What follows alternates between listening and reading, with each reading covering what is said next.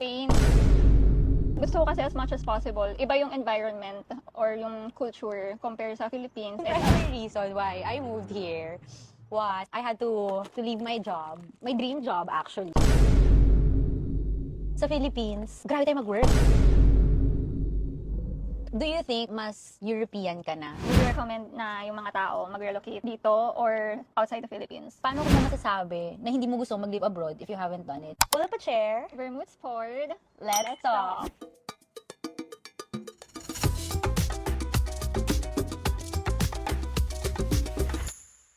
Hi guys! Welcome back to our channel. I'm Karen. I'm on. And this is the Chica and Sangria. So for today's episode, we're gonna drink vermouth with orange. Slice of orange. What you guys can expect from this vlog today is why we ended up up in here Barcelona. in Barcelona. Okay. Tapos ano yung fears natin before coming here?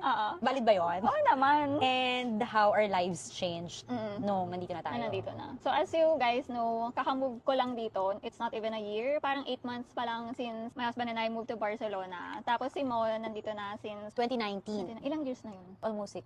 6 years. Almost Tapos may nag-comment sa kanya ng ganda ng Spanish niya na parang Ay, local thank you na. naman po. Tapos syempre bida-bida ako. Sabi ko, ay, she's a local. Sige, ikaw muna. Bakit Sige. Barcelona? Well, actually, yung primary reason why I moved here was my husband. So, kasi syempre, in the name of love, I had to leave my job, my dream job actually, para makasama siya. Kasi nag-LDR kami for a year. Para nag-move siya dito noong 2018. Tapos, I had to visit him every 3 months. Parang sabi ko, nakakapagod yung every 3 months, kailangan mag-process ng visa. Wow, nakakapagod. Hindi ako. Ay, sorry. Sorry ako. Hindi, yun pala din. Grabe.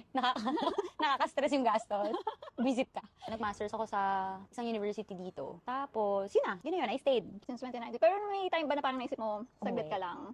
Or talagang long term as long as nandito siya sa Barcelona? Oo. Parang hanggang nandito siya. Nandito din ako. Hindi niyo ako Asawa papakawalan. mo ba? Pero initially, ang plan, sa tanda ko hindi ko na masyadong maalala. Ano ba yun? Parang temporary lang yung assignment niya dito. So, parang maglalast lang for 2 years yata.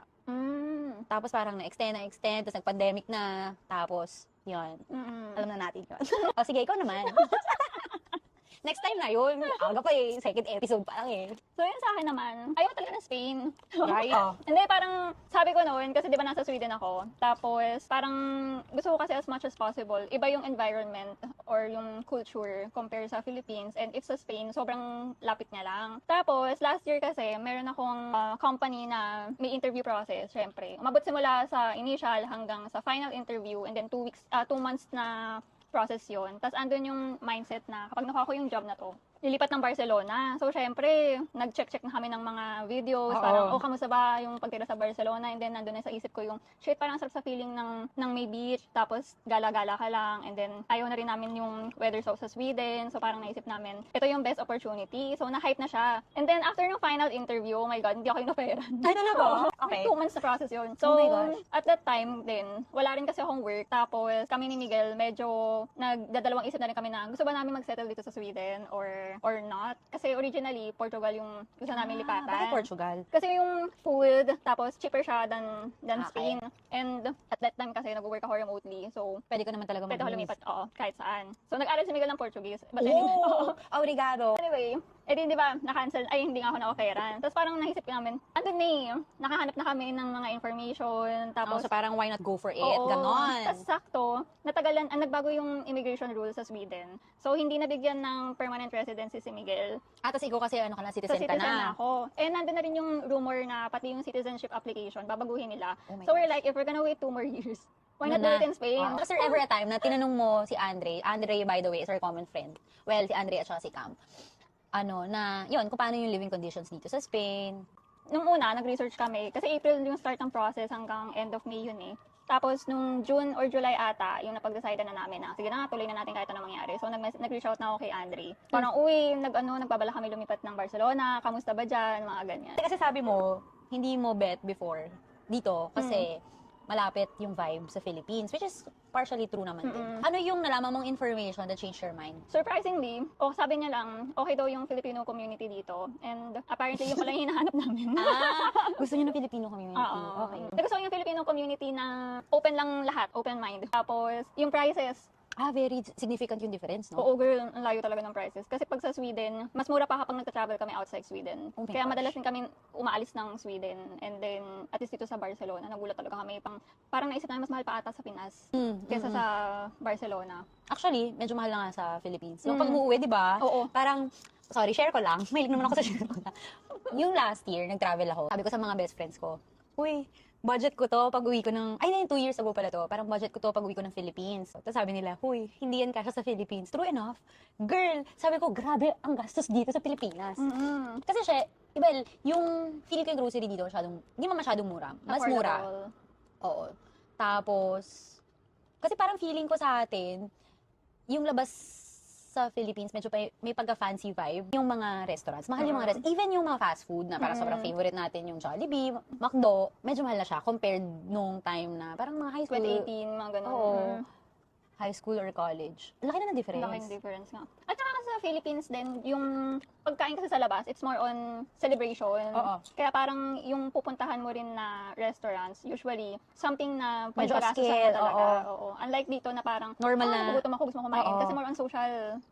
Ano yung fears that you had before coming here? Kasi syempre, parang naman yung life nyo sa Sweden. Talaga ba? Gusto mo lang. O sige, hindi okay. Sabi mo eh. O di, ano na lang yung fears? Yun na lang. Ano na yung fears mo? Yung fears ko ng paglipat dito, siguro yung magiging adjustment In in terms of yung living conditions. Kasi sobrang sa Sweden, parang as much as possible, optimize lahat. Okay. So if you can do things online with just one button, you could do it. Tapos, since Philippines ka lumaki, tapos alam mo na sa Spain and Philippines, nakuha natin yung bureaucracy. Oo. So yun yung fear ko na shit.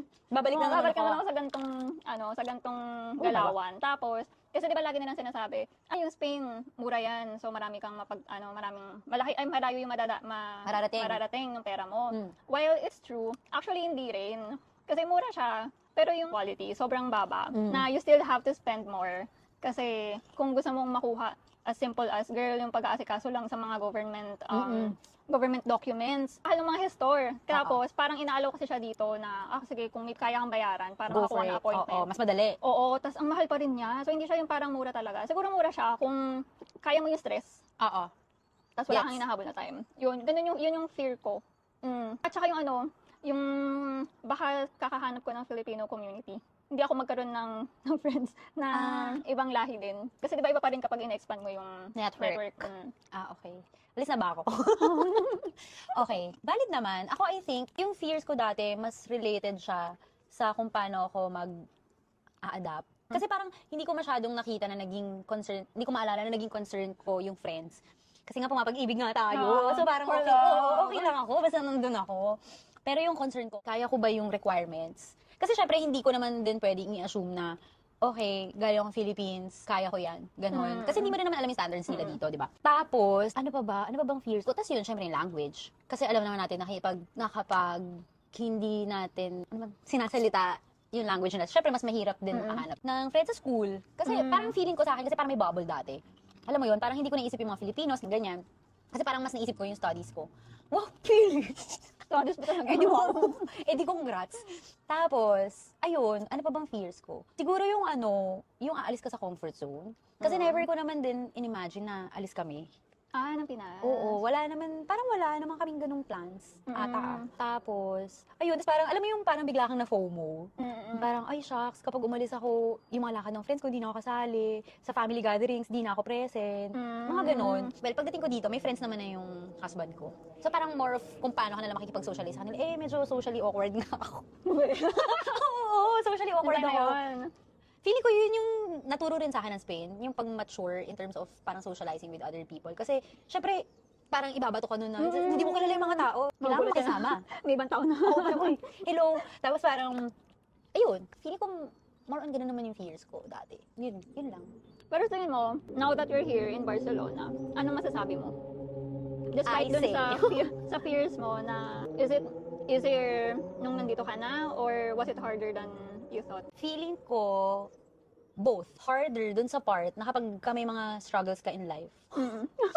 Syempre, well, gets naman may circle. May Filipino circle, may mga local friends, ganyan. Pero, syempre, iba pa rin kapag alam mong andyan yung family. 'Di ba? Parang iba kasi yung comfort na, hala, iyak ba ako? Hindi kasi iba yung comfort na nabibigay ng family.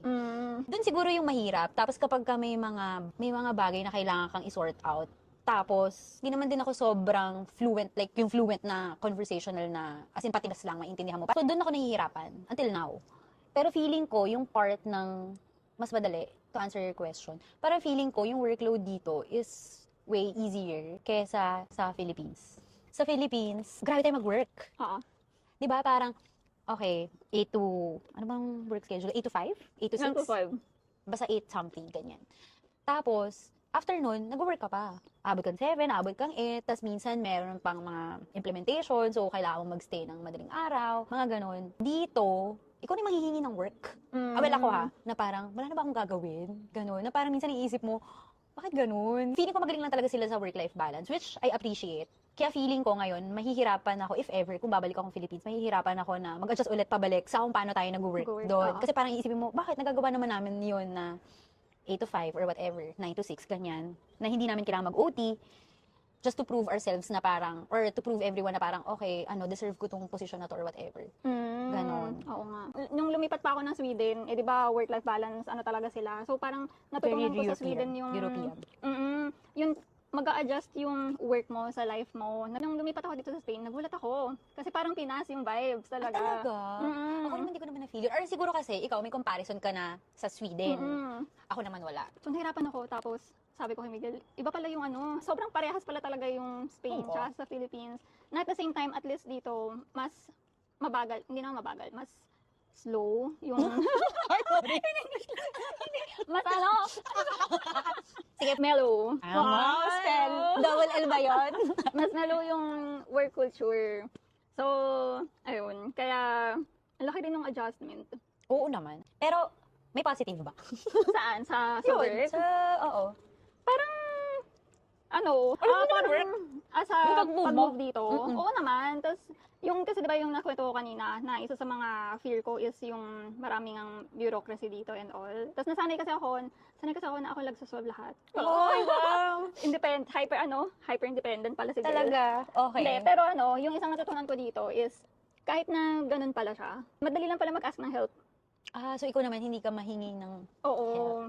So, lalo na yung kinukwento nga namin sila Andre tsaka sila Cam. Sobrang thankful kami sa kanila. Kasi talagang mag-chat lang, ang dami ng info. Tapos later on, nagpapakilala, tanong mo si ganito ganyan, may alam siya na ganyan. Tapos parang naisip ko, ay, ganun lang pala kadali. Hindi naman pala siya dapat complicated na susolohin mo lang lahat. So, mas naging into communal mentality na siguro. Yes! Wow, communal mentality! Do you think, sobrang lang to, random thought. Do you think mas European ka na? Or parang meron pa rin part of you na very Filipino pa rin? Parang both. May mix pa rin. So pagdating sa mga practices sa Philippines na, for example, yung sa mga related sa religion or sa mga societal norms, European. Okay. Na parang for me, I don't care kung kasal tayo or not, even if we've been together for like 10 or 20 years. Tapos, okay lang, open ako sa divorce. Kaya nga hindi registered yung kasal namin sa Pinas. Hindi registered. So, open kami sa divorce, or ako pala. Tapos, yung siguro mga perspective sa life tsaka sa work, more European. Kasi pag Filipino, more on, parang kailangan work yung life mo eh. Oo. Ngayon may line tayo dyan, you live to work. Parang hindi naman siya directly na parang ini-impose ng company. Pero, parang mafe-feel mo naman na gano'n eh. Oo. 'Di ba? Na parang okay, kapag ma-escalate, gano'n. Tsaka nandun din yung privilege kasi na meron tayong benefits sa government na if natanggal ka or may something na nangyari, hindi ka mag-isa. Hindi tulad sa Pinas talaga na parang kailangan ipakita mo na hindi ka dapat nila tanggalin or something. Tapos, yung sa ugali, parang same pa rin naman. Mahilig pa rin sa Filipino food. Tapos, yung same, gusto ko pa rin yung nagpopo-opo sa matatanda. Ako din. Parang hindi ko ma-outgrow yun. Di ba? Kahit na hindi mo deserve yung respeto. Ikaw ba? Ako, European or... Feeling ko yung work lang. Anything related sa work. European. Parang yun nga, parang alam mo yung ako pa yung minsan ma-feel bad. Kasi ako si Miss Feel Bad eh. So parang kunyari, meron ako medical appointment ng office hours. So syempre ma-feel bad ako na parang, ay, wala ako sa meeting kasi meron akong medical appointment. Tapos parang sila, uy, take your time. Na parang okay lang. Kasi di ba sa atin, sa Philippines may magsisick leave ka. Oo. Di ba, hindi siya pwede na parang tatakasan mo yung work Dahil meron kang appointment sa may check-up. Medical appointment ka, ganyan. Gusto ko yung ganong mindset nila dito na parang pwede kang lumabas during office hours as long as valid yung concern mo. Feeling ko European din yung sa inom. Kasi sa Philippines, hindi mo ako mainom. Like, hindi naman walang social life, pero hindi ako nagka-club, hindi ako nagdi-disco, hindi ako pa-pub. Wala yan sa vocabulary ko before.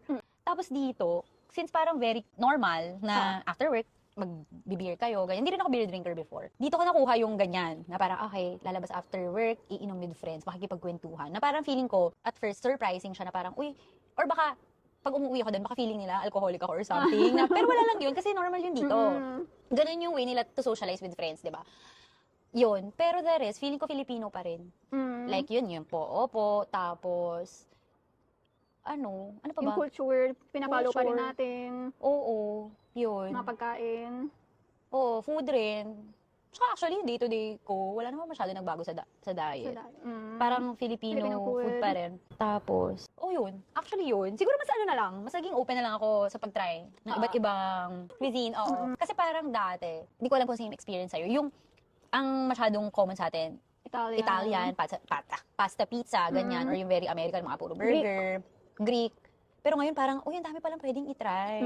Diba? Parang, yun, mas naging open lang ako sa gano'n. Tapos parang mas mas accepting ka sa iba't ibang race. Hindi mo accepting na parang ang yabang ko naman yata nun. Wala palang, na parang patay-patay lang, oo, gano'n. Hindi pala nagmi-make ng difference yung color mo. Oo, diba? Kasi parang sa atin, binibigyan natin ng high regard yung mga white. Or something that we don't usually see. Oo, di ba parang kunyari sa atin, hindi naman lahat, I wouldn't say na lahat naman tayo, pero majority, ang definition ng pretty is maputi ka, matangkad ka, blonde ka. Oo. Actually, may friend ako na nagsabi nito na parang kung ano yung wala ka talaga, yun yung gusto mo. Sila ang puti nila, di ba? So, kaya nila magbabad sa summer, sa under the sun, na parang ako, huy, init na. Kasi gusto nila maging tan. Na parang ako, ayoko lumabas kapag summer kasi iitim ako. Na parang sila, yun yung gusto namin color. So yung mga ganon, na parang, baka ganon lang talaga. Na kung ano yung hindi mo nakasanayan makita. Yun yung mas na-appreciate mo. So yun lang. Ay, napansin ko pala. Or, kasi diba, ang tagal ko sa Sweden, 7 years. Ay, 7 years na nga ba? Or 6 years. Ang napansin ko, nung lumipat ako dito sa Barcelona, kahit si Miguel ang sabi niya, parang bumalik yung ugali namin nung nasa Philippines kami. Tapos dito sa Barcelona. Yung laging labas ng labas. Okay. Laging nagkipag-socialize. Kasi nung nung nasa Sweden, parang nasa isip ko, introvert pala ako, na sobrang pili lang pala yung mga gusto mong kasama. It's not me pala. It's the crowd. It's the crowd, char. So, tapos nung nandito sa Barcelona, yung mga friends ko na nakilala ako sa Sweden, nagulat sila kasi, malabas ka. labas na labas si Karen. Usually girl, 1 month daw nagpapakita kasi parang kailangan ko mag-recharge. Tapos dito parang everyday umaalis na, tapos after work, gagala, ganyan. Tapos na-realize ko, sa Pinas nga pala ganun din, no? Na maggagala ka muna bago ka umuwi. Tapos parang ang dami laging niningit. Ano pala yung parang mga na-experience mo dito? Kasi di ba madalas ka rin umuwi ng Pinas or nagta-travel ka rin outside Spain. Ano yung mga moments na memorable para sa'yo? For me? Either funny, nakakairita, or Feeling ko, okay. all sorts of emotions. Top of mind, feeling labata ako, sis. Naiinis ako kapag parang, okay, para siyang compliment, pero at the same time, para din siyang insult. Alam ko naman din nila, syempre minimi na i-insult ako, di ba? Pero yun nga kasi, maliit ako. Tapos siguro yung features na mukha ko mga bata. Tapos, alam mo yung parang, may isang time, last year lang to, pumunta ako sa Morocco kasama ng friend ko. Yung friend ko, sobrang tangkad niya. Well, typical na Spanish. So, pauwi na kami dito sa Barcelona from Morocco. Tapos, hindi syempre magkasunod kami, ganyan-ganyan. Tinanong kami hindi siya immigration officer, pero yung pagpasok mo ng airport, parang sinabi nung guy na, Baskon la nena. So parang ibig niya sabihin, kasama mo yung bata. Referring to me. Tapos yung friend ko, tawa siya nagtawa. Tapos parang ako, ano ba yan? Tapos parang naging running joke na namin yon na parang mukha kasi akong bata. Tapos the other day, so itong same friend na ako, kinita ko na naman siya. Kasi malapit lang naman siya eh. So lumabas kami nung Wednesday. Tapos, alam mo naman ako, parang very animated, ganyan pag nagre-react ako, di ba? Gusto namin lumabas. Kasi yung sa bar na kung saan kami nagsistay, nasa sulok kami. Kasi katabi namin yung counter, ganyan. Sabi ko, gusto ko sa labas kasi may hangin. Tapos, pag silip ko sa labas, sabi nung guy, nung owner ng restaurant, oo, pwede kayo sa labas. Sabi niya, may free na. So, ang ginawa ko, tumalon ako. Like yung parang happy lang na tumalon. Tapos, hindi, syempre, yun na naman yung discussion ng age. Tapos sabi nung friend ko dun sa owner, wala mo, ilang taon na siya? Tapos sabi nung kuya, I would say 28. Yeah. Tapos sabi, first time, ang lapit sa age niya, ganyan-ganyan. Tapos sabi niya, ba't older, ganyan-ganyan. So sinabi ko yung age ko. Tapos sabi nung owner, kasi kilala ko siya. Kilala niya ako. Sabi niya, nakita ko na siya 5 years ago. So alam kong hindi bata yan. Tapos yung second, about pa rin sa itsura. Itsura talaga, sa height. Pag sa meetings, so parang sasabihin nila, uy, may intern kayo. Parang ako talaga naman, intern. Hindi ako intern. Tapos mas matatanda pa nga. Ay, mas matanda pa nga ako. Wow. Kasi parang feeling ko nadidiminish yung credibility. Alam mo, parang isip nila, bata naman yan. High respect. Oo, parang bakit ka maniniwala dyan? Bata yan. Kasi syempre, hindi mo naman sasabihin yung age mo sa meeting na I'm ganito years old, di ba?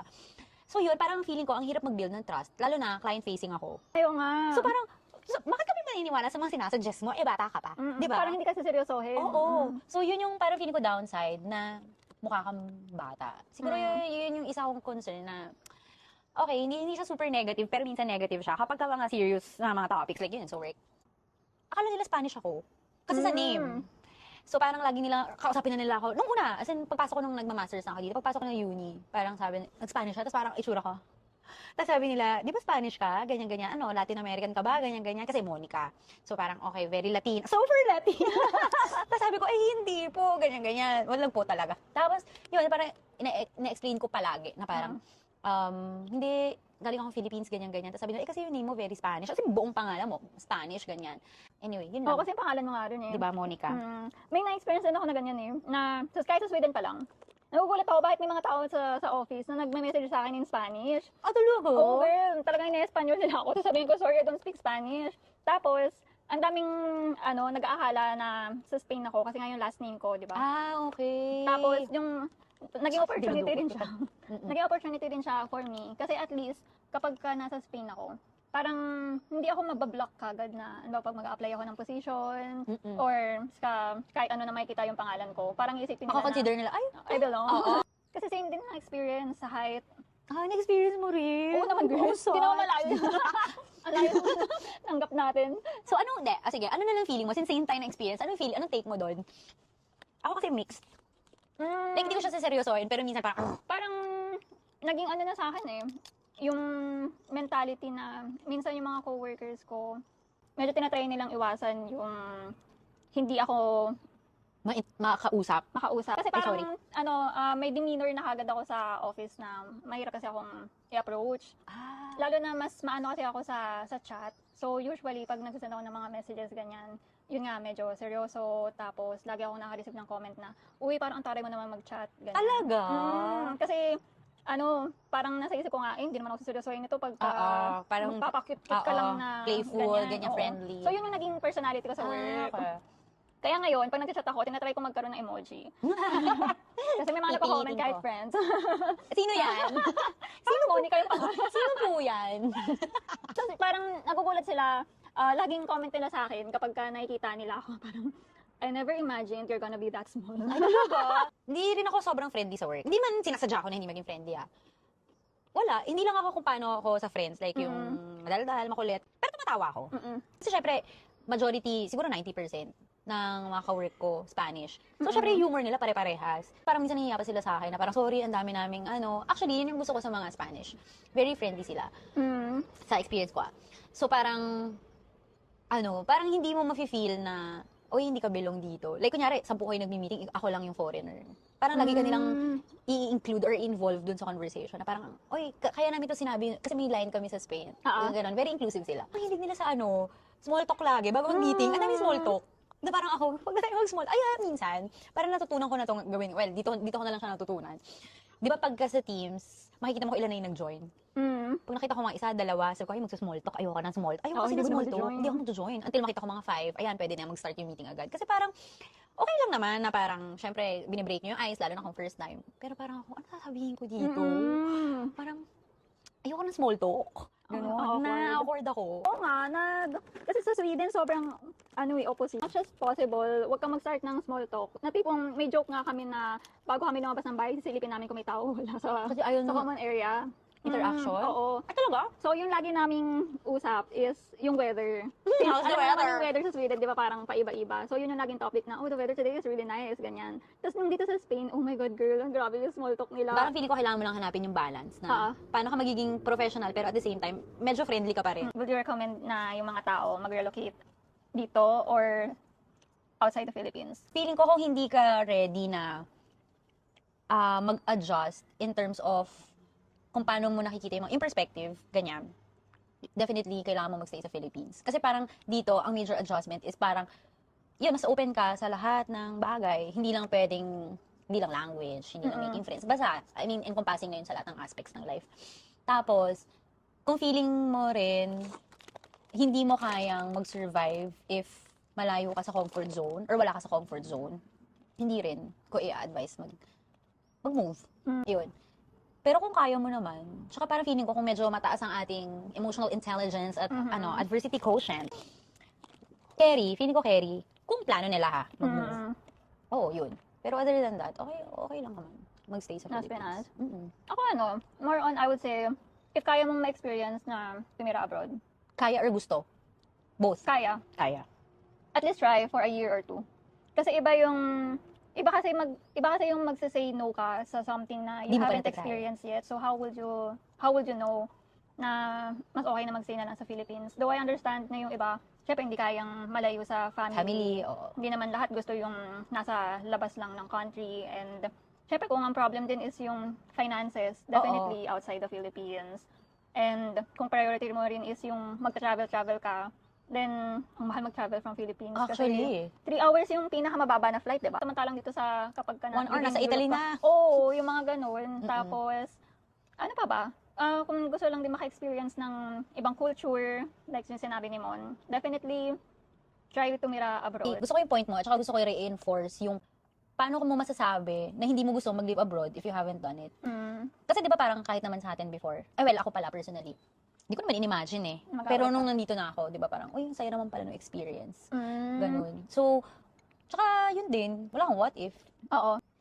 Pero yun nga, may mga ibang factors din kasi. Siyempre, pag umalis ka naman ng Philippines, kailangan mo rin isipin yung work mo, yung current work mo. Oo. Pwede ka bang mag-abroad talaga? Or parang mga digital nomad? Or talagang kailangan mo iwan yung job? Na Or siyempre, yung medyo life mismo. risky yun. Oo, yun life. Iwan mo yung life. Yun.